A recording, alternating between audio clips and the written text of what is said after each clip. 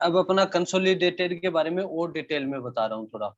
जैसे कंसोलिडेटेड की बात करें तो कहाँ कहाँ पे इश्यू किया जा सकता है। जैसे मैंने एक तो बता दिया कि अगर वैल्यू सप्लाई की वैल्यू 200 से कम है और रिसिपेंट अनरजिस्टर्ड है या फिर रिसिपेंट इनवॉइस की डिमांड नहीं कर रहा है, तो इससे इन तीन एक्सेप्शन में क्या किया जाएगा, टैक्स इनवॉइस कंसोलिडेटेड रूप में बनाया जाएगा। मतलब जितने भी दिन में इस टाइप की सप्लाई की गई है उन सारी सप्लाई का मिला के एक इनवॉइस बनाया जाएगा। अब दूसरा कंसोलिडेटेड इनवॉइस कहाँ पे इश्यू किया जाता है, जब सप्लायर के द्वारा, जैसे जब सप्लायर के द्वारा कोई भी इंट्री स्टेट, इंट्रा स्टेट या फिर रजिस्टर्ड और अनरजिस्टर्ड पर्सन को सप्लाई की जाती है। जैसे सप्लायर सप्लाई कर रहा है, जैसे उसके द्वारा फॉर एग्जांपल 20 टाइप की सप्लाई की गई है सप्लायर के द्वारा, किसको की गई है, इधर तो जैसे रजिस्टर्ड पर्सन को की गई है, इधर अनरजिस्टर्ड पर्सन को की गई है। ठीक है। अब अगर रजिस्टर्ड पर्सन को कोई भी सप्लाई की गई है किसके द्वारा, सप्लायर के द्वारा, तो ऐसे केस में तो उसको क्या करना पड़ेगा, इनवॉइस इश्यू करना पड़ेगा। रजिस्टर्ड पर्सन को की गई है तो टैक्स इनवॉइस इश्यू करना पड़ेगा।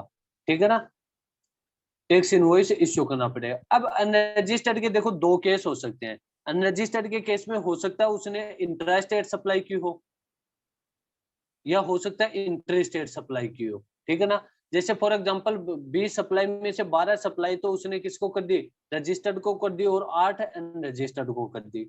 अब 8 अनरजिस्टर्ड को किए, 8 में से कुछ सप्लाई तो उसने इंटर स्टेट की है और कुछ सप्लाई की है इंटर स्टेट सप्लाई की है।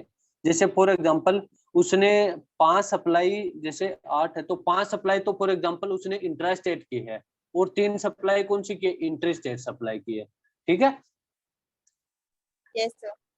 ठीक है। अब यहाँ पे क्या बता रहा है कि जो भी इंट्रा स्टेट सप्लाई किए ना उस सप्लाई ने किसको, अनरजिस्टर्ड पर्सन को, तो उन इंट्रा स्टेट जितनी भी सप्लाई की है उनका तो कंसोलिडेटेड एक बना लिया जाएगा। ठीक है ना। जितनी ये 5 सप्लाई की गई है इन 500 सप्लाई के लिए एक कंसोलिडेटेड टैक्स इनवॉइस बना लिया जाएगा, चाहे इनकी वैल्यू कितनी भी क्यों ना हो। अगर अनरजिस्टर्ड पर्सन को इंट्रा स्टेट कोई भी सप्लाई की गई है तो उसके लिए तो एक इनवॉइस बना लिया जाएगा जिसको अपन बोलेंगे कंसोलिडेट टैक्स इनवॉइस बोलेंगे। ठीक है, इंट्रा स्टेट अगर सप्लाई की गई है तो।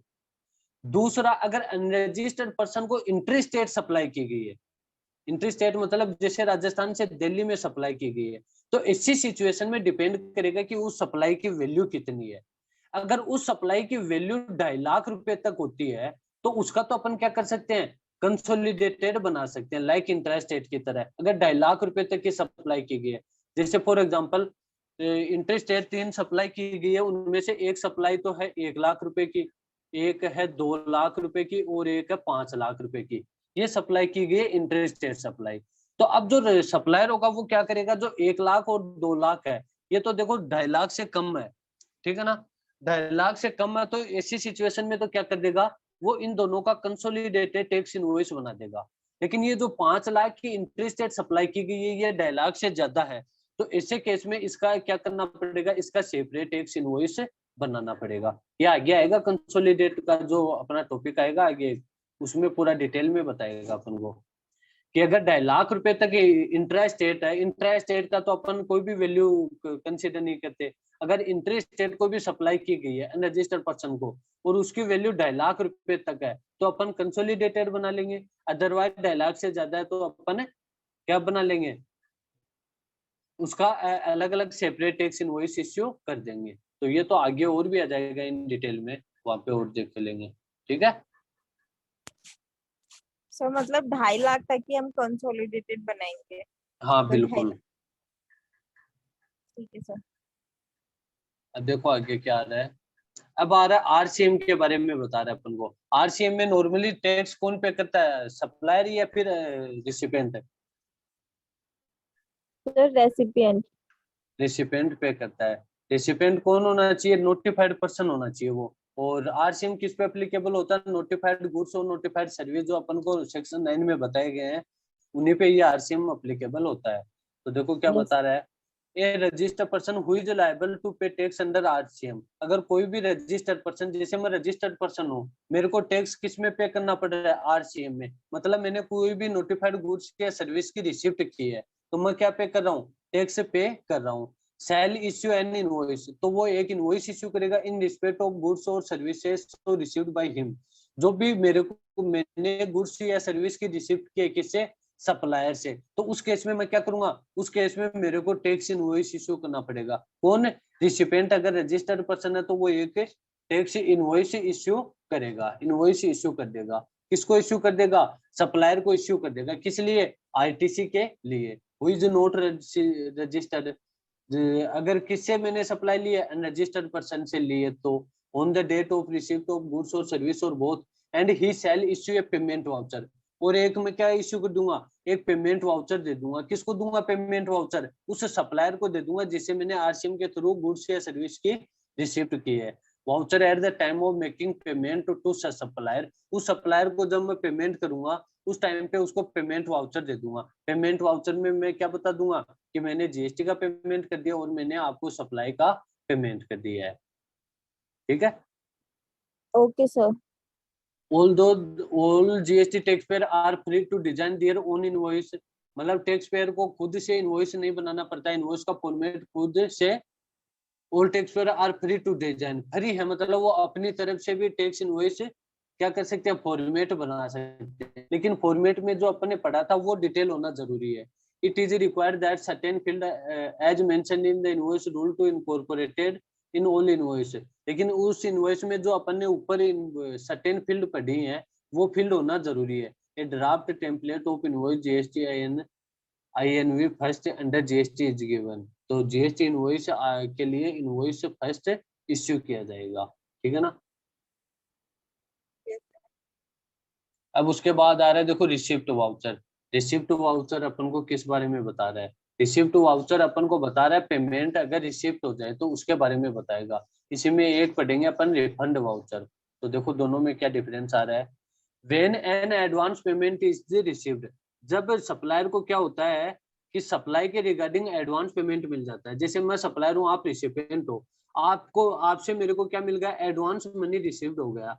तो ऐसी सिचुएशन में मैं क्या करूंगा, आपको एक रिसिप्ट वाउचर दे दूंगा। रिसिप्ट वाउचर क्या कर दूंगा, उसमें लिख दूंगा कि आपसे मेरे को पेमेंट मिल गया है और इन फ्यूचर में 10 दिन 20 दिन बाद में ये आपको सप्लाई कर दूंगा इस गुड्स की, और उस टाइम पे मैं ये जो पेमेंट है वो टैक्स इनवॉइस में कंसीडर कर लूंगा। When an advance payment is received with the respect to any supply of goods service, अगर किसी भी सप्लायर को कोई भी एडवांस मिलता है या तो गुड्स के लिए या फिर सर्विस के लिए या फिर दोनों के लिए, तो इसी सिचुएशन में सप्लायर क्या करेगा, a received voucher is required to be issued by the registered person. जो भी रजिस्टर्ड पर्सन है जो सप्लायर है उसको एक रिसीव्ड वाउचर इश्यू करना पड़ेगा। किसको, रिसिपिएंट को। फर्दर बाद में if no supply is made, और बाद में अगर कोई भी सप्लाई नहीं की जाए, जैसे फॉर एग्जांपल मैंने आपसे पेमेंट तो ले लिया और रिसिप्ट वाउचर भी आपको दे दिया कि आपसे मेरे को रिसिप्ट हो गया पेमेंट, अगर अब बाद में मैं आपको सप्लाई ना कर पाऊं by chance, if no supply is made and no tax invoice issued, बाद में ना तो मैंने आपको सप्लाई किया ना ही टैक्स इनवॉइस दिया, तो इसी सिचुएशन में after the issue of receipt voucher the said registered person may issue to the person who had made the payment a refund voucher against such payment। तो ऐसे केस में मैं क्या कर दूंगा, आपको एक रिफंड वाउचर दे दूंगा। रिफंड वाउचर में आपको बता दूंगा कि मैं आपको सप्लाई नहीं कर रहा और ये आपने जो मेरे को एडवांस पेमेंट दिया वो आपको रिफंड कर रहा हूँ। तो नॉर्मली रिसिप्ट और रिफंड वाउचर में क्या आया कि जो रिसिपेंट होता है, जो रिसिपेंट होता है वो किसको एडवांस दे रहा है, एडवांस दे रहा है रजिस्टर्ड पर्सन। रजिस्टर्ड पर्सन कौन हो गया, अपना सप्लायर, उसको दे रहा है। अब सप्लाई तो यहाँ पे देखो की नहीं है, किसने, रजिस्टर्ड पर्सन ने। अब रजिस्टर्ड पर्सन क्या कर रहा है, एक रिसिप्ट वाउचर दे रहा है। रिसिप्ट वाउचर किसको दे रहा है, उसको दे रहा है, किसको, जो रिसिपेंट है उसको रिसिप्ट वाउचर दे रहा है। किसके लिए दे रहा है कि फ्यूचर में वो उसको क्या करेगा, कोई भी गुड्स या सर्विस की सप्लाई करेगा। अब अगर वो सप्लाई कर देता है तो ठीक है, अगर ना करे वो सप्लाई, तो ऐसी सिचुएशन में जो रजिस्टर्ड पर्सन हैगा, ये रजिस्टर्ड पर्सन क्या करेगा, एक रिफंड वाउचर इश्यू करेगा। रिफंड वाउचर किसको इश्यू करेगा, ये करेगा रिसिपेंट को। रिसिपेंट कौन, आप हो, तो आपको मैं क्या करूंगा, एक रिफंड वाउचर इश्यू करूंगा। किसका, जो भी आपसे मेरे को पेमेंट मिला है ना उसका एक रिफंड वाउचर इश्यू कर दूंगा और आपको वो पेमेंट वापस से रिफंड कर दूंगा।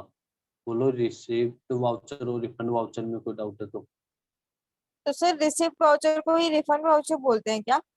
नहीं नहीं, रिसिप्ट वाउचर तो जब आपसे मेरे को रिसिप्ट हुआ उस टाइम पे इश्यू किया था मैंने, कि आपसे मेरे को रिसिप्ट हो गया भाई, अब रिसिप्ट होने के बाद मैंने आपको सप्लाई नहीं की तो मैं आपको रिफंड वाउचर दूंगा। रिफंड का मतलब जो आपसे मेरे को एडवांस मिला था वो वापस आपको रिटर्न कर रहा हूँ मैं। Yes sir. ठीक है। ठीक है सर। अब उसके बाद में एक टॉपिक आ रहा है अपना सीएन और डीएन के बारे में, क्रेडिट नोट और डेबिट नोट के बारे में। ये ऑलरेडी देखो अपना 11th-12th स्टैंडर्ड का टॉपिक है। अपन ने वहां पे भी पढ़ा है कि क्रेडिट नोट कभी इश्यू किया जाता है और डेबिट नोट कभी इश्यू किया जाता है। तो सबसे पहले अपन बात करेंगे डेबिट नोट की, कि डेबिट नोट कब इश्यू किया जाता है। तो डेबिट नोट कब इश्यू किया जाता है, जनरली जब कोई भी टैक्सेबल सप्लाई की जाती है ना, जैसे फॉर एग्जांपल मैंने आपको टैक्सेबल सप्लाई की 1 लाख रुपए की सप्लाई की, लेकिन 1 लाख रुपए के बजाय मैंने इनवॉइस में कितना लिख दिया, इनवॉइस में मैंने लिख दिया 1 लाख के बजाय 10 लाख रुपए लिख दिया। ठीक है ना, मतलब जो भी एक्चुअल टैक्स इनवॉइस वैल्यू होनी थी वो एक्चुअल के बजाय उसमें ज्यादा बता दिया मैंने। या फिर हो सकता है मैंने ज्यादा ना बता के मैंने क्या कर दिया हो, बाय चांस गलती से ज्यादा टैक्स रेट लगा दियो। जैसे जो सप्लाई की उस पे 5% टैक्स लगना था, मैंने लगा दिया उस पे 12%, 12%। तीसरा क्या हो सकता है कि जो भी मैंने सप्लाई की है वो एडिशनल सप्लाई कर दिया आपको, मतलब ज्यादा सप्लाई कर दिया। तो ऐसे केस में जो आपको मैं इश्यू करूंगा उसको क्या बोला जाएगा, क्रेडिट नोट बोला जाएगा। इस सिचुएशन के लिए क्रेडिट नोट इश्यू किया जाएगा। डेबिट नोट इसका बिल्कुल ऑपोजिट हो जाएगा। जैसे फॉर एग्जांपल सीएन की बात करें क्रेडिट नोट, तो क्रेडिट नोट कब इश्यू किया जाता है, जब सप्लायर के द्वारा जो इनवॉइस इश्यू किया गया ना, सप्लायर के द्वारा इनवॉइस, वो इनवॉइस जो एक्चुअल वैल्यू थी ना उससे ज्यादा का इनवॉइस इश्यू कर दिया गया। जैसे हो सकता है मेरे को 10,000 रुपए का इनवॉइस देना था, बाय चांस इसमें 10 के बजाय वो वैल्यू हो गई 1 लाख रुपए। एक कंडीशन तो ये हो गई। दूसरी कंडीशन, मेरे को टैक्स लगाना था, जैसे 10,000 पे 5% लगाना था 500 रुपए। ठीक है, 10% यस सर। 5,000 रुपए मेरे को टैक्स लगाना था। 10,000 का 5% 500 रुपए हो गया अपना। हाँ ठीक है सर। ना, 500 रुपए मेरे को टैक्स लगाना था, मैंने क्या कर दिया 12% टैक्स चार्ज कर लिया आपसे बाई मिस्टेक। तो 12% टैक्स चार्ज कर लिया। दूसरी सिचुएशन की जो भी मैंने गुड्स आपको भेजी है ना, वो गुड्स आप मेरे को क्या कर दो, रिटर्न कर दो। तीसरी कंडीशन ये हो गई। तो अगर इस प्रकार की सिचुएशन आ जाए सप्लायर के सामने, तो सप्लायर क्या करेगा, उस रिसिपेंट को एक क्रेडिट नोट इश्यू करेगा। क्रेडिट नोट इश्यू करेगा। क्रेडिट नोट में मैं आपको क्या बताऊंगा कि भैया आपको जो मैंने इनवॉइस दिया है उस इनवॉइस में वैल्यू तो थी 10,000 रुपए की, और मैंने बाय चांस गलती से 1 लाख रुपए लिख दिया उसमें, तो मतलब उसको 90,000 से मैं कम करूंगा। या फिर जैसे उस पे टैक्स लगना था 500 रुपए और मैंने लगा दिया उस पे 1,200 रुपए 12%, तो 700 रुपए से वो भी कम करना पड़ेगा मेरे को। तो इन केसेज के लिए तो सप्लायर के द्वारा कौन सा नोट इश्यू किया जाता है, क्रेडिट नोट। इसका ऑपोजिट हो जाएगा debit note. Debit note opposite कैसे हो जाएगा, जैसे फॉर एग्जांपल मेरे को इनवॉइस तो बनाना था 1 लाख रुपए का, लेकिन बाय चांस मैंने 10,000 रुपए का ही बनाया, तो मतलब मेरे को आपसे सप्लाई सॉरी रिसिपेंट से पेमेंट और लेना है भी, तो पेमेंट लेना है तो मैं डेबिट नोट इश्यू करूंगा। मेरे को टैक्स चार्ज करना था 28%, मैंने 18% ही चार्ज किया, तो आपको टैक्स और लूंगा आपसे, तो उसके लिए भी मैं डेबिट नोट इश्यू करूंगा। तो ये सारी चीजों के लिए मैं डेबिट नोट इश्यू करूंगा। अब देखो इसमें क्या बताया, क्रेडिट और डेबिट नोट के लिए, where a tax invoice has been issued for supply of goods और सर्विस, अगर कोई भी गुड्स की या सर्विस के लिए टैक्स इनवॉइस इश्यू किया जाता है, and where the taxable value जो इनवॉइस में मैंने बताया था वो वैल्यू इज ग्रेटर देन का मतलब कि इनवॉइस में तो जैसे मैंने दिखा दिया 1 लाख रुपए का, 1 लाख का, जबकि रियल में उसकी वैल्यू थी 10K, 10,000। तो यहाँ पे क्या बोल रहा है, taxable value in the invoice is greater than, वो क्या है इनवॉइस में ज्यादा है, किसे, the taxable value of supply. Taxable value of supply की तो कितनी है 10,000 है, जबकि इनवॉइस में मैंने कितना दिखा दिया, इनवॉइस में मैंने 1 लाख रुपए दिखा दिया। एक कंडीशन तो ये हो गई। या फिर दूसरी कंडीशन, द टैक्स चार्ज पर इनवॉइस इज ग्रेटर देन, कि जो टैक्स में मैंने टैक्स चार्ज किया आपसे वो ज्यादा है, कितना, जो एक्चुअल में टैक्स चार्ज करना था उससे। जैसे हो सकता है मेरे को एक्चुअल में 5% चार्ज करना था और मैंने आपसे 12% चार्ज कर लिया। तीसरी सिचुएशन कौन सी हो सकती है, where the goods so supplied have been return, जो भी मैंने गुड्स आपको भेजी है वो गुड्स मेरे को क्या हो जाए, रिटर्न आ जाए। मतलब उनमें कुछ हो सकता है कि बाय डिफॉल्ट कुछ खराबी आ जाए गुड्स में, या फिर कुछ डिस्ट्रॉय, या फिर कुछ डिस्ट्रॉय टाइप की गुड्स मैंने आपको भेज दी हो, जली हुई, कटी हुई, फटी हुई, इस प्रकार की गुड्स की मैंने आपको सप्लाई कर दी हो, तो आप मेरे को क्या कर दोगे, वो गुड्स रिटर्न करोगे। तो उसके लिए कि थर्ड सिचुएशन ये बता रहा है अपन को कि रिसिपेंट से गुड्स रिटर्न आ जाए। चौथी ये बता रहा है कि अगर गुड्स जो मैंने भेजी है वो डेफिशिएंट हो। डेफिशिएंट का मतलब आपने वो गुड्स रिसीव करके हुए मेरे को बोला कि सर इन गुड्स में तो कुछ ना कुछ कमी आ रही है, डेफिशिएंट है, वो सही नहीं है। तो इन सारे केसेज में जो भी रजिस्टर्ड पर्सन रहेगा, जो भी सप्लायर रहेगा, उसके द्वारा क्या इश्यू किया जाएगा, एक क्रेडिट नोट इश्यू किया जाएगा। किसको किया जाएगा, रिसिपेंट को इश्यू किया जाएगा। तो नॉर्मली जो क्रेडिट नोट इश्यू किया जाता है वो किसके द्वारा इश्यू किया जाता है, सप्लायर के द्वारा इश्यू किया जाता है। कौन कौन सी सिचुएशन में, जब इनवॉइस में जो वैल्यू दिखाई है वो ज्यादा दिखा दी, जो एक्चुअल में उसको दिखानी थी उससे ज्यादा दिखा दी। टैक्स चार्ज किया है, वो इनवॉइस में ज्यादा चार्ज कर लिया जबकि उसको इतना नहीं चार्ज करना चाहिए था। जो गुड्स उसने भेजी है वो डेफिशिएंट है, डेफिशिएंट नहीं होनी चाहिए थी। तो इन सारे केसेज में सप्लायर के द्वारा रिसिपेंट को एक क्रेडिट नोट इश्यू किया जाएगा। बोलो क्रेडिट नोट में कोई डाउट है तो। बट सर जो एक था सर फंडा की, अगर मतलब जब ज्यादा हो जाता है सर, कुछ तो था कि अगर ना ज्यादा हो जाता है तो हमारे क्रेडिट नोट में आ जाता है वापस, और फिर हम उसका यूटिलाइजेशन कर सकते हैं। हाँ बिल्कुल बिल्कुल बिल्कुल। जैसे फॉर एग्जांपल, जैसे फॉर आप रिसिपेंट हो, आपने मेरे को भेजा, जैसे मेरा मोबाइल का कोई शोरूम है, आपने मेरे को बोला कि सर हमें 1000 मोबाइल पीस चाहिए, मोबाइल पीस चाहिए 1000। अब मैंने क्या किया कि 1000 के साथ मैंने आपको भेज दिया 1100 पीस भेज दिया। मैंने बोला कि भेज दिया कि 100 पीस ही आपने जो भी, जैसे फॉर एग्जाम्पल आपने सैमसंग का कोई मोबाइल ऑर्डर किया था मेरे को, और मेरे पास जैसे सैमसंग के अभी टोटल 1100 पीस है, मैंने आपने ऑर्डर दिया 1000 पीस का, और मैंने क्या कर दिया 1100 पीस आपको भेज दिया, मतलब ज्यादा पीस भेज दिया, ज्यादा मोबाइल भेज दिए।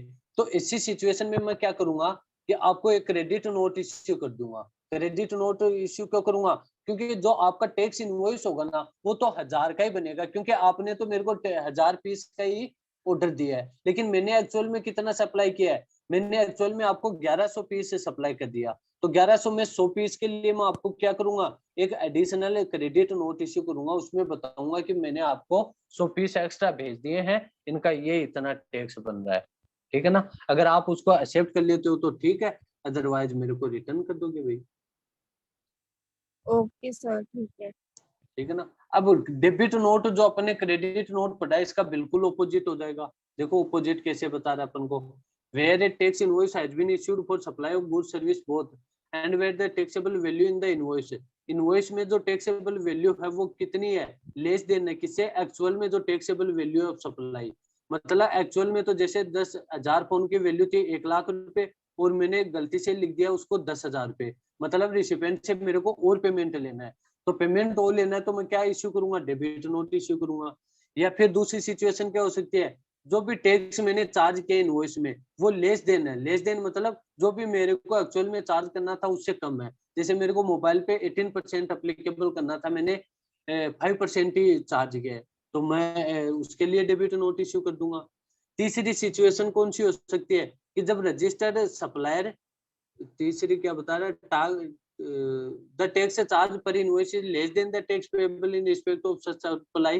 तो ऐसी सिचुएशन द रजिस्टर्ड सप्लायर में issue a debit note to the recipient, जो भी सप्लायर रहेगा वो रिसिपेंट को क्या कर देगा, एक डेबिट नोट इश्यू कर देगा।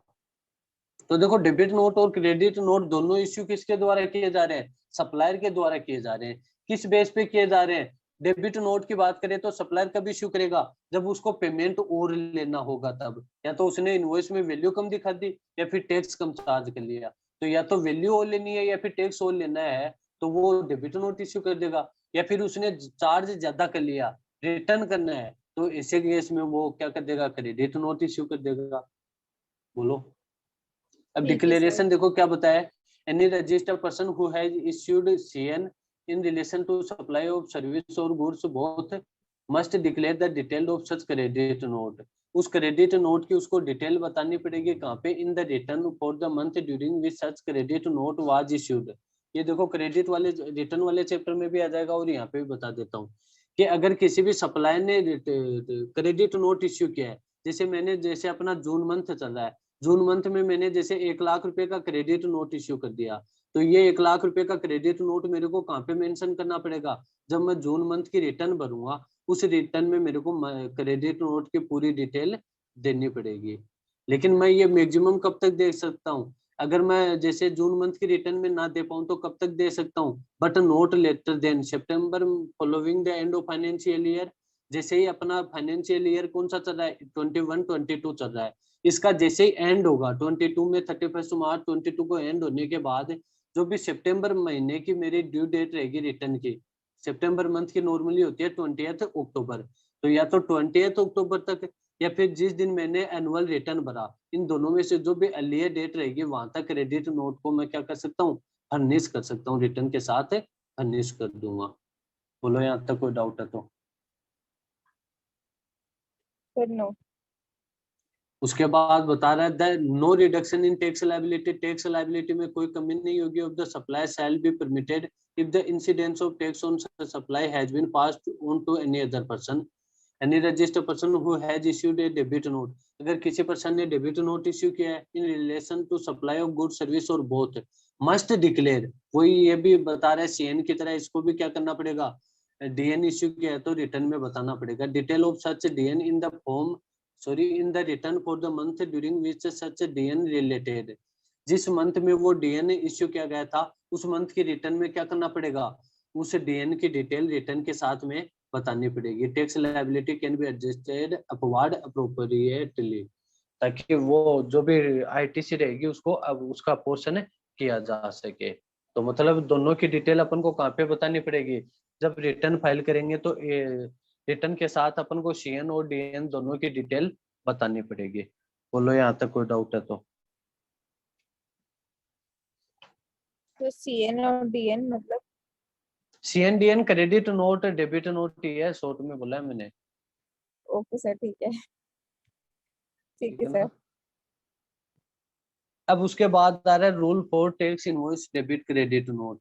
ये रूल देखो अपने लिए यूजफुल नहीं है वैसे, अगर देखना भी चाहो तो इसमें यही बताया कि अपन को टैक्स इनवॉइस में जो अपन ने ऑलरेडी पढ़ा था कि क्या क्या इंक्लूड करना अपन को।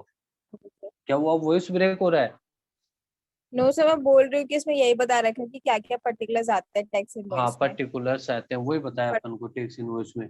तो जैसे सबसे पहले अपन ने ऑलरेडी पढ़ा है कि सप्लायर का नेम एड्रेस जीएसटीआईएन होना चाहिए, सीरियल नंबर होना चाहिए, डेट होना चाहिए, अगर रिसिपेंट रजिस्टर्ड है तो उसका जीएसटीआईएन होना चाहिए या फिर यूआईएन नंबर होना चाहिए, और नेम एड्रेस होना चाहिए, नेम एड्रेस होना चाहिए किसका, रिसिपेंट का नेम एड्रेस होना चाहिए, और क्या होना चाहिए, एचएसएन कोड होना चाहिए, गुड सर्विस का डिस्क्रिप्शन होना चाहिए, क्वांटिटी होनी चाहिए कि कितनी क्वांटिटी का वो इनवॉइस है, टोटल वैल्यू होनी चाहिए उस सप्लाई की, टैक्सेबल वैल्यू बताएंगे, अगर डिस्काउंट है तो डिस्काउंट को भी मेंशन करेंगे, टैक्स की रेट बताएंगे, कौन सा टैक्स है वो बताएंगे, कितनी अमाउंट है टैक्स की वो बताएंगे, सप्लाई का प्लेस कौन सा है उस स्टेट का नाम बताएंगे, और क्या बताएंगे टैक्सेबल टैक्स आरसीएम में है या फिर एफसीएम में उसकी डिटेल बताएंगे, और सिग्नेचर किया जाएगा किसके द्वारा, सप्लायर के द्वारा या फिर उसके द्वारा ऑथोराइज कोई रिप्रेजेंटेटिव है तो उसके द्वारा साइन भी किए जाएंगे किस पे, टैक्स इनवॉइस पे। तो ये रूल अपना हो गया। ओके सर ठीक है। यहाँ तक कोई डाउट है तो बताओ अब। No sir no.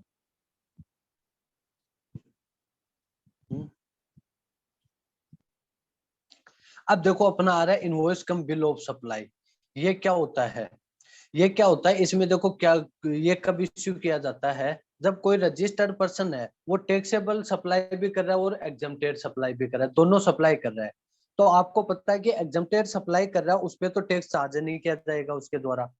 तो इसी सिचुएशन में अगर वो टैक्सेबल और एग्जम्प्टेड दोनों सप्लाई कर रहा है ना, तो इसी सिचुएशन में उसके द्वारा जो इनवॉइस इश्यू किया जाएगा वो उसको बोलेंगे अपन invoice cum bill of supply.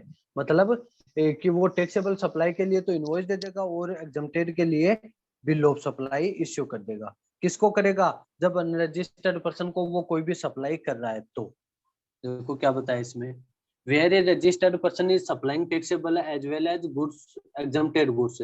अगर कोई भी रजिस्टर्ड पर्सन टैक्सेबल और एग्जम्प्टेड गुड्स की सप्लाई कर रहा है टू एन अनरजिस्टर्ड पर्सन, किसको? अनरजिस्टर्ड पर्सन को। तो इसी सिचुएशन में वो दोनों सप्लाई के लिए ही एक इनवॉइस बना देगा। एक इनवॉइस जैसे हो सकता है उसने 10,000 रुपए की तो टैक्सेबल सप्लाई की और 5,000 रुपए की एग्जम्प्टेड।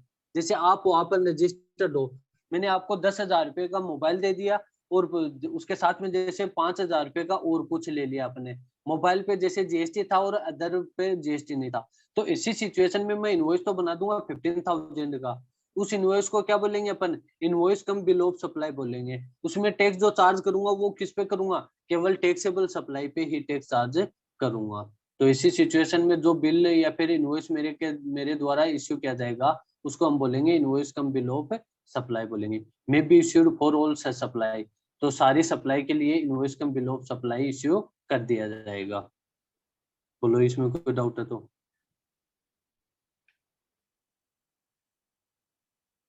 तो बट इसका यूज कब करेंगे सर?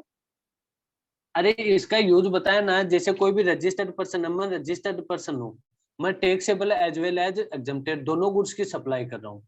अब आप आए, आपने मेरे से हो सकता है टैक्सेबल सप्लाई भी लियो गुड्स की और एग्जम्प्टेड भी लियो, तो आपको पता है कि जो टैक्स चार्ज करूंगा वो तो केवल टैक्सेबल पर करूंगा। जैसे टैक्सेबल की वैल्यू है 10 के और एग्जम्प्टेड की है 5 के।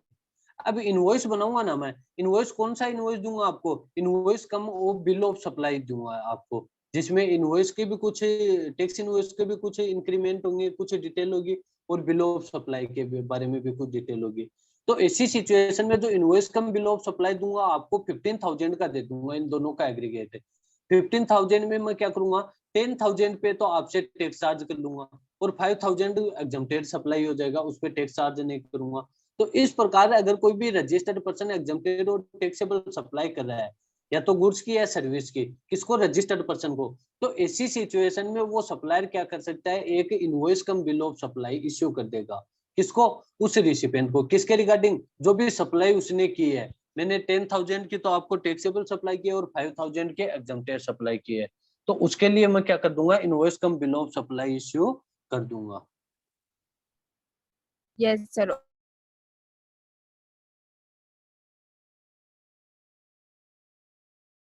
Tax invoice issuing time limit अपन ने ऑलरेडी पढ़ लिया है। टैक्स इनवॉइस कब तक इश्यू करना पड़ता है अपन को? पढ़ लिया क्या टाइम लिमिट है? सर 30 डेज में। अरे गुड्स के केस में तो अलग पड़ा था, सर्विस के केस में अलग पड़ा था। वही बात अपन को बता रहा है, सर्विस के केस में 30 डेज में करना पड़ता है, अगर बैंकिंग कंपनी एनबीएफसी है तो 45 डेज में करना पड़ता है। गुड्स के केस में रिमूवल हो रहा है तो रिमूवल की डेट तक करना पड़ता है। कंटिन्यू सप्लाई है तो सक्सेसिव स्टेटमेंट या पेमेंट की डेट तक करना पड़ता है। अप्रूवल बेस पे भेजा है तो एक्सेप्टेंस की डेट या फिर 6 मंथ विच एवर लेयर तक अपन को इनवॉइस इश्यू करना पड़ता है। सर्विस अगर कंटिन्यू बेस पे दी जा रही है तो 3 डेट कंसीडर करते हैं।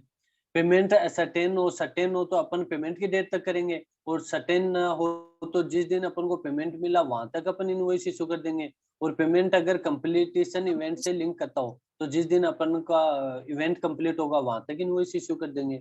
वही बातें इसमें लिखी है। ओके सर, ठीक है। ठीक है, 1 मिनट का ब्रेक है अभी। Okay sir.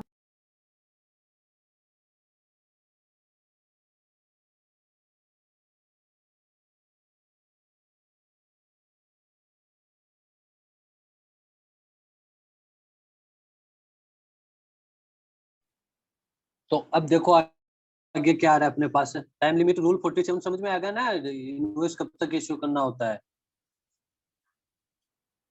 यस सर, आ गया। अब उसके बाद रूल 48 आ रहा है, ये भी मैंने आपको ऑलरेडी बता दिया। इनवॉइस इश्यू करने का मैनर, मैंने क्या बताया था? अगर गुड्स का केस हो तो गुड्स के केस में तो सर ट्रिपल कॉपी हो जाएगा। ट्रिप्लिकेट कॉपी में, ट्रिप्लिकेट में ओरिजिनल तो कौन रख लेगा? रिसिपेंट को मिल जाएगी। डुप्लीकेट कौन ले लेगा? ट्रांसपोर्टर ले लेगा। ट्रिप्लिकेट कौन ले लेगा? सप्लाई रख लेगा। ठीक है, ये तो गुड्स के केस में बताया था। सर्विस का केस हो तो सर्विस के केस में डुप्लीकेट में ही इश्यू की जाती है।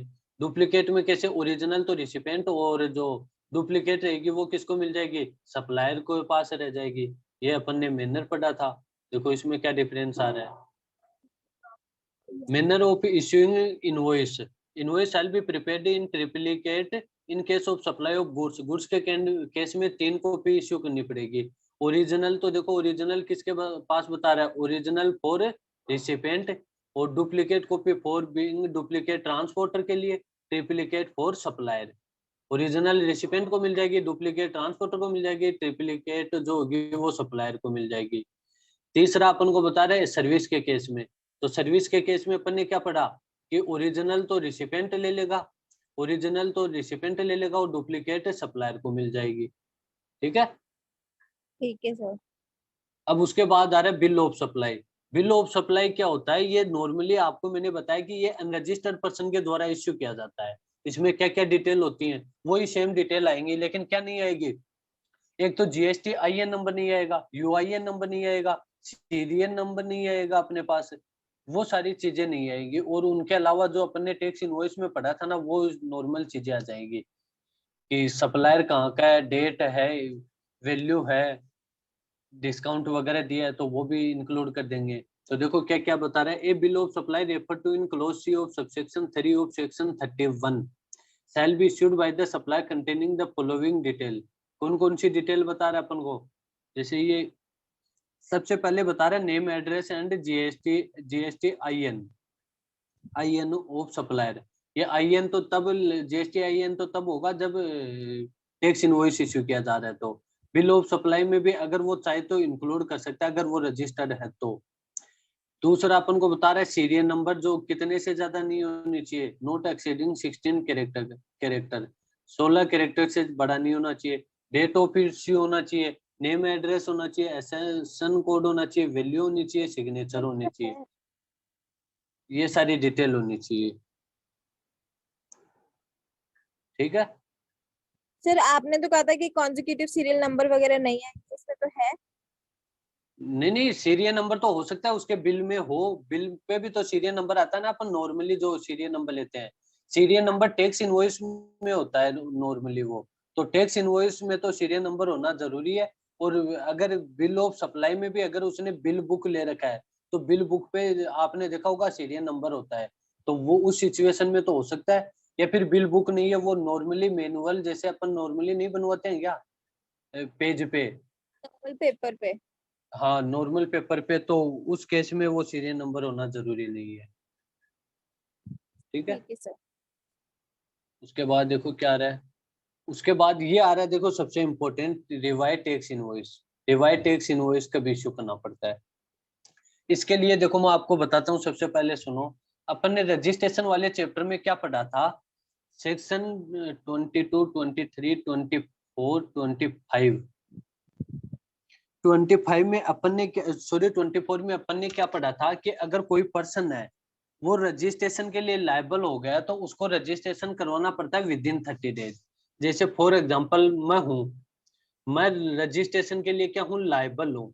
लायबल कब हुआ, जैसे मैं 1 अक्टूबर, यहाँ पे 1 अक्टूबर को मैं रजिस्ट्रेशन के लिए लायबल हो गया, यहाँ पे मैंने 20 अक्टूबर को मेरे रजिस्ट्रेशन के लिए मैंने अप्लाई कर दिया, 25 और 20 अक्टूबर को ही मेरे को क्या मिल गया, रजिस्ट्रेशन ग्रांट हो गया। ठीक है यस सर। अब तक अपन ने क्या पढ़ा कि अगर ऐसी सिचुएशन हो विद इन टाइम लिमिट, अगर उसने लायबल पर्सन ने रजिस्ट्रेशन के लिए अप्लाई कर दिया तो उसको डिम्ड रजिस्टर्ड माना जाएगा, कब से, जिस दिन वो लायबल हुआ। ठीक है अब आपको पता है कि यहाँ से मैं रजिस्टर्ड हुआ माना जाऊंगा 1 अक्टूबर से, तो अब 1 अक्टूबर रजिस्ट्रेशन मेरे को मिल रहा है 20 अक्टूबर को यहाँ पे। अब इन दोनों डेट के बीच में ऐसा तो है नहीं कि मैं कोई सप्लाई नहीं करूंगा, भाई मेरा बिजनेस है, सप्लाई तो obvious सी बात है मैं करूंगा। और अगर यहाँ पे मेरे को रजिस्टर्ड पर्सन डीम्ड कर लिया गया है तो obvious सी बात है मैं टैक्स भी चार्ज करूंगा। अब टैक्स चार्ज करूंगा तो मेरे को टैक्स इनवॉइस देना पड़ेगा, लेकिन मेरे को 20 अक्टूबर से पहले तो टैक्स इनवॉइस मिला ही नहीं, भाई टैक्स इनवॉइस दूं कहां से मैं। तो ये रिवाइज टैक्स इनवॉइस अपन को बता रहा है कि जब रजिस्टर्ड, सॉरी लायबल पर्सन जिस दिन लायबल हुआ वहां से लेकर उसको जिस दिन रजिस्ट्रेशन मिला वहां तक की डेट में जितना भी उसने सप्लाई किया है उस सप्लाई का वो क्या कर देगा, एक रिवाइज टैक्स इनवॉइस इश्यू कर देगा। रिवाइज टैक्स इनवॉइस का मतलब यहाँ पे हो सकता है मैंने कोई भी बिल ऑफ सप्लाई इश्यू किया हो, तो उसका क्या कर दूंगा मैं, एक रिवाइज टैक्स इनवॉइस इश्यू कर दूंगा। जैसे मैंने आपको, जैसे फॉर एग्जांपल इस टाइम पीरियड में मैंने आपको 1 लाख रुपए की सप्लाई की थी और मैंने आपको 1 लाख रुपए पे कोई भी जीएसटी चार्ज नहीं किया था। अब आपको क्या कर रहा हूँ, 20 अक्टूबर के बाद टैक्स इनवॉइस दे रहा हूँ। टैक्स इनवॉइस कौन सा, रिवाइज टैक्स इनवॉइस। ऑलरेडी मैंने आपको क्या कर रखा है, इनवॉइस दे रखा है, सॉरी बिल दे रखा है। अब उसी के रिप्लेस कर रहा हूँ, टैक्स इनवॉइस दे रहा हूँ। उसमें क्या कर रहा हूँ, 1 लाख रुपए तो वैल्यू है और 1 लाख पे जैसे 10% टैक्स है, 10,000 रुपए टैक्स है। इस प्रकार का एक टैक्स इनवॉइस इश्यू कर रहा हूँ, किसको, रिसिपिएंट को। किस टाइम पीरियड के लिए, जिस दिन मैं लायबल हुआ वहां से लेकर मेरे को जिस दिन रजिस्ट्रेशन ग्रांट हुआ, इस टाइम पीरियड में मैंने जितने भी सप्लाई किए, उस सप्लाई के लिए मैं ये रिवाइज टैक्स इनवॉइस इश्यू कर रहा हूँ। आया कुछ समझ में? हाँ सर आया। अब देखो इसमें क्या बताया, देखो थोड़ा सा ये टेक्निकल है तो इसमें थोड़ा सा फोकस करोगे तो अच्छे से आ जाएगा। ये revise tax invoice refer to in section 31 shall contain. Revise tax invoice में वही जो टैक्स इनवॉइस में बातें होती हैं वो बातें होंगी, लेकिन एक दो बातें अलग आएगी। एक दो बातें कौन सी अलग होगी, इसमें क्लियर वर्ड्स में लिखा हुआ होगा कि ये रिवाइज टैक्स इनवॉइस है। क्या क्या लिखा हुआ होगा, रिवाइज टैक्स इनवॉइस है ये।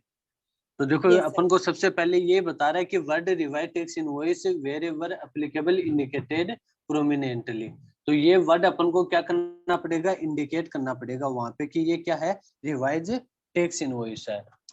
फिर उसके बाद अपन ने वही जो नॉर्मल बातें पढ़ी हैं वही बातें लिखनी पड़ेगी कि नेम एड्रेस और जीएसटीआईएन होना चाहिए। उस रिवाइज टैक्स इनवॉइस में क्या लिखेंगे अपन, जीएसटीआईएन, नेम एड्रेस लिखेंगे, सीरियल नंबर लिखेंगे, डेट लिखेंगे, अगर रेसिपिएंट रजिस्टर्ड है तो उसका जीएसटीआईएन यूआईएन नंबर लिखेंगे।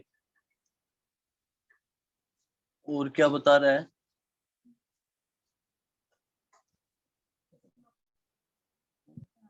ठीक, ये सारी बातें अपन लिखेंगे। उसके बाद में सिग्नेचर होना चाहिए रजिस्टर सप्लायर का और सीरियल नंबर होने चाहिए, ये सारी चीजें मेंशन होनी चाहिए। तो यहाँ पे रिवाइज टैक्स इनवॉइस में कोई डाउट है तो पूछ सकते हो। अब उसके बाद देखो कंसोलिडेटेड के, तो अब देखो अपन ने लास्ट पढ़ लिया कि रिवाइज टैक्स इनवॉइस क्या होता है, कब इश्यू किया जाता है।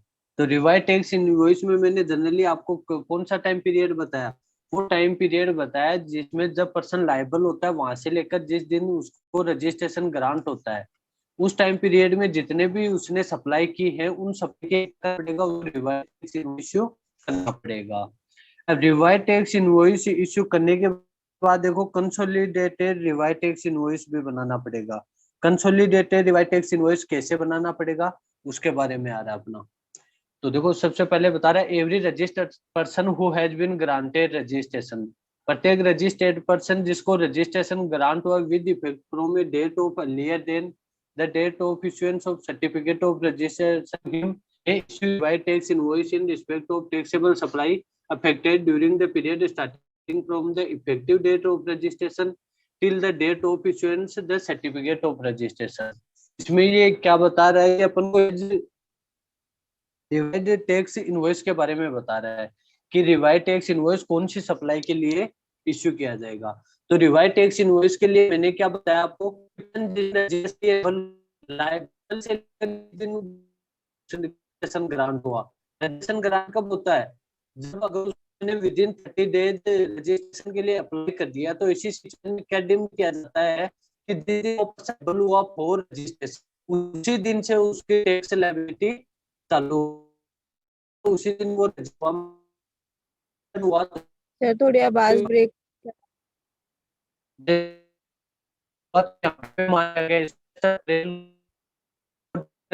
ग्रांट वो 20 अप्रैल को।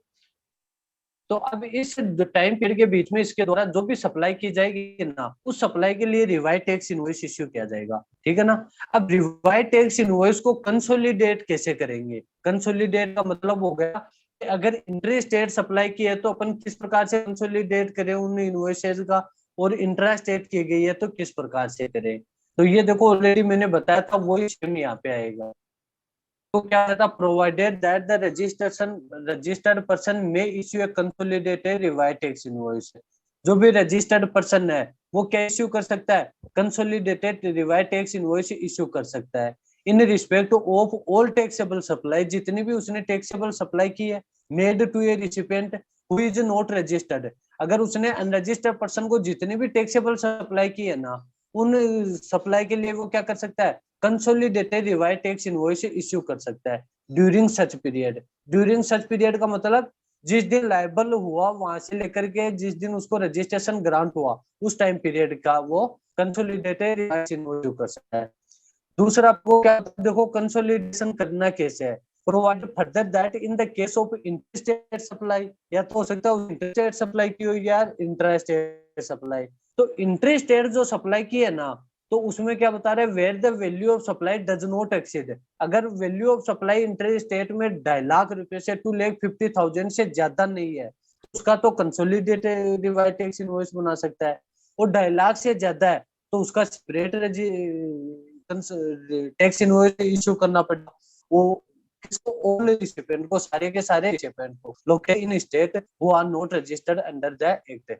इसमें अपन को क्या बताया, वैसे देखो जैसे फॉर एग्जांपल वो टाइम पीरियड जैसे 1 अप्रैल से 20 अप्रैल 20 सप्लाई की, 20 सप्लाई की मैंने, ठीक है।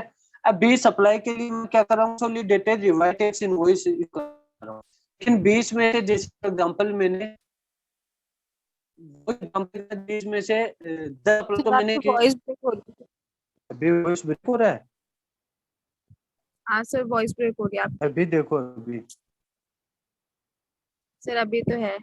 तो अभी देखो किस में क्या बोल रहा था कि जैसे मैंने 20 सप्लाई की, 20 दिन में 20 सप्लाई की, अब 10 सप्लाई तो कौन सी की है मैंने, रजिस्टर्ड पर्सन को की है, ये 10 सप्लाई तो कर दी रजिस्टर्ड, और 10 सप्लाई मैंने किसको कर दी, 10 मैंने कर दी अनरजिस्टर्ड पर्सन को, 10 सप्लाई कर दी मैंने अनरजिस्टर्ड यूआर को, अनरजिस्टर्ड पर्सन को, और 10 सप्लाई किसको कर दी, रजिस्टर्ड पर्सन को।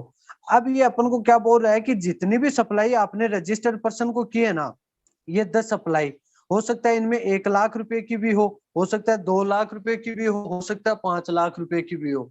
तो जितनी भी सप्लाई की गई उन सप्लाई के लिए तो मेरे को क्या इनवॉइस करना, क्या इश्यू करना पड़ेगा, सेपरेट इनवॉइस इश्यू करना पड़ेगा। अगर रजिस्टर्ड पर्सन को मैंने कोई भी सप्लाई की है तो, यहाँ तक कोई डाउट है तो पूछ सकते हो। अगर नो सर। मैंने कोई भी सप्लाई मैंने रजिस्टर्ड पर्सन को की है ना, तो उसके लिए तो मेरे को क्या करना पड़ेगा, सेपरेट इनवॉइस इश्यू करना ही पड़ेगा। इतना सा याद रखना है आपको इसमें, ठीक है। ओके सर ठीक है। अब अगर बट सर दूसरा, जो था उसके लिए भी तो 2.5 लाख तक का था ना, 2.5 लाख तक हाँ तो का। वो अपन केवल रजिस्टर्ड की बात करें, अनरजिस्टर्ड में आएगा वो, ठीक है ठीक सर। है ना। यस अब सर। देखो बात करते हैं अपन, अब अनरजिस्टर्ड पर्सन क्या कर सकता है, अनरजिस्टर्ड पर्सन भी देखो दो टाइप की सप्लाई कर सकता है। इधर रजिस्टर्ड में तो दो टाइप की सप्लाई देखनी होती, चाहे तो इंटर करे चाहे इंट्रा करे, उसको सेपरेट टैक्स इनवॉइस करना पड़ेगा, रजिस्टर्ड पर्सन को सप्लाई किया तो, ठीक है, इंटर का अपना कोई झमेला नहीं रहेगा। अब दूसरी अगर अनरजिस्टर्ड, जैसे फॉर एग्जांपल अनरजिस्टर्ड पर्सन के सामने एक झमेला रहेगा, क्या झमेला, अपन को देखना पड़ेगा कि उसने, जैसे ये अनरजिस्टर्ड है, इसका देखना पड़ेगा कि इसने इंटरेस्ट रेट कितना, सप्लाई की थी किसको, अनरजिस्टर्ड में 5 तो इंटर की, जैसे पहले बात करें कि 5 सप्लाई कर दी इनको, 5 सप्लाई कर दी इंटर ई आर, ठीक है, ठीक है ठीक सर। है ना। अब जो इंट्रा यस। स्टेट सप्लाई की है ना इसने, इंट्रा सप्लाई वैल्यू, अगर वो 2.5 लाख रुपए तक है, जैसे हो सकता है 5 सप्लाई में से 3 सप्लाई ऐसी हैं, जैसे 1 लाख की, 2 लाख की और 1.5 लाख की, तो अगर वो 2.5 लाख रुपए तक की है तो उनका तो क्या किया जाएगा, तीनों सप्लाई का कंसोलिडेटेड टैक्स इनवॉइस इश्यू कर दिया जाएगा। तीनों का 2.5 लाख रुपए तक की वैल्यू हो, कंसोलिडेटेड टैक्स इनवॉइस इश्यू कर दिया जाएगा। और 2.5 लाख रुपए से ज्यादा की रेट में तो उसका सेपरेट टैक्स इनवॉइस किया जाएगा। इंट्रा स्टेट की बात करें, इंट्रा स्टेट वैल्यू लाख देंगे, 2.5 लाख से जाए तो अपन सेपरेट टैक्स इनवॉइस इश्यू कोई है। Yes sir. क्या डाउट है पूछो। सर ये जो 2.5 लाख वाला है, ये रजिस्टर्ड के लिए नहीं होगा क्या? मतलब रजिस्टर्ड के लिए कोई भी लिमिट नहीं है, अरे उसके लिए नहीं, हमेशा रजिस्टर ऐसे के लिए कौन? कोई लिमिट नहीं, रजिस्टर अपन को टैक्स इनवॉइस देना ही पड़ेगा, वो सेपरेट ही देना पड़ेगा उसको, क्योंकि वो खुद आईटी क्लेम करेगा। ठीक है सर, ये जो कंसोलिडेटेड ठीक है, वाला जो कॉन्सेप्ट है, ये सिर्फ अनरजिस्टर्ड के लिए है। अनरजिस्टर्ड के लिए। ठीक है सर, ठीक है। ठीक है, अनरजिस्टर्ड में जैसे यस उसने सर। 5 अप्लाई तो करना पे, जैसे starting से देखो इसको अनरजिस्टर्ड की तरह बताता हूँ। रजिस्टर्ड सर इससे कुछ समझ नहीं आ रहा अब।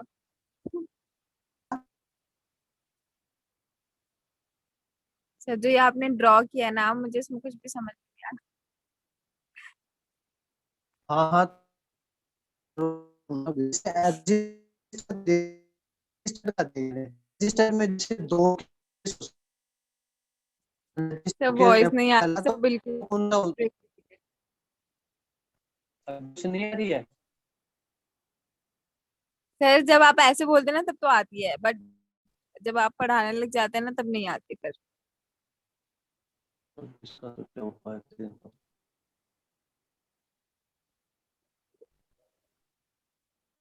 तो अब देखो दोबारा से बता रहा हूँ, अनरजिस्टर के दो केस हो सकते हैं, एक तो हो सकता है इंट्रा का, हो सकता है एक इंटरेस्टेड सप्लाई का। ठीक है, यहाँ तक कोई डाउट? Yes sir. अब नो सर। इंट्रा में अपन को देखना पड़ेगा, जैसे अपन ने एग्जांपल लिया था, अनरजिस्टर्ड को 10 टाइप की सप्लाई की है, 10 में से जैसे अपन मान लेते हैं 5 तो कहाँ पे की है, इंट्रा की है, और 5 सप्लाई की है कहाँ पे, इंटर की है।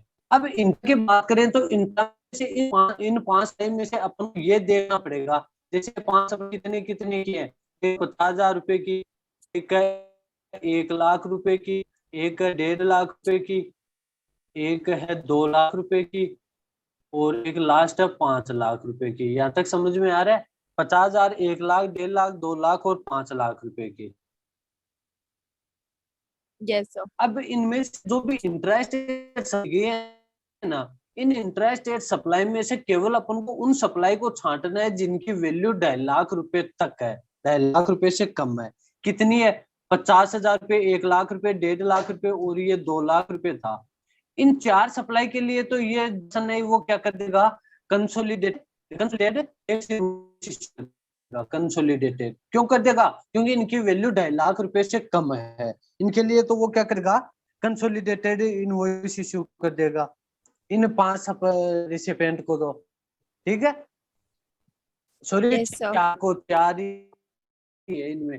पांचवा कौन सा? पांचवा अपना जिसको 5 लाख रुपए की सप्लाई की गई है, तो 5 लाख की इट मीन 2.5 लाख से ज्यादा है, तो यहाँ पे करना पड़ेगा उसको सेपरेट एक वॉइस देना पड़ेगा। किसको? ये जो 5th रिसिपेंट है इसको सेपरेट टैक्स इनवॉइस देना पड़ेगा। अब बताओ इंट्रा में कोई डाउट है तो?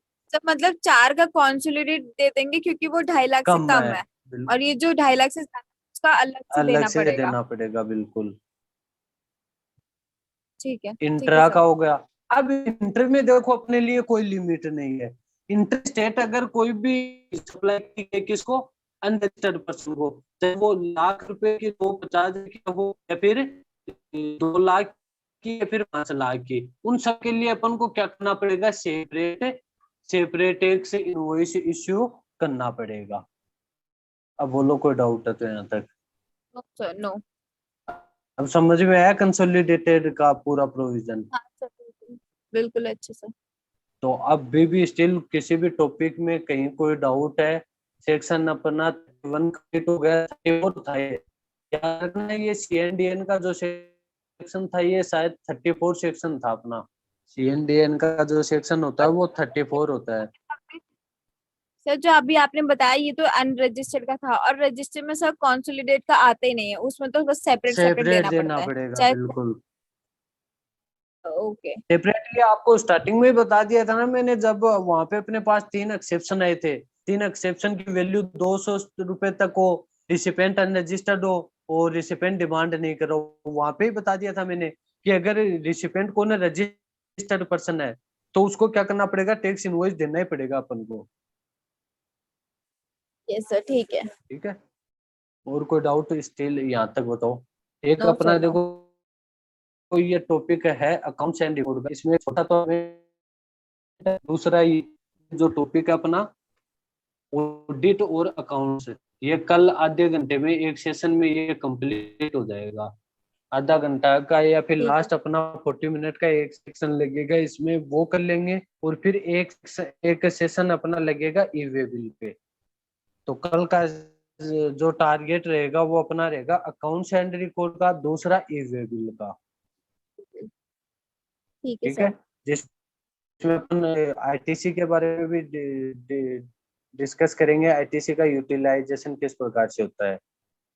ठीक है सर, ओके। ठीक है ना, यहाँ तक पढ़ के देख लेना, कोई डाउट रहे तो पूछ लेना।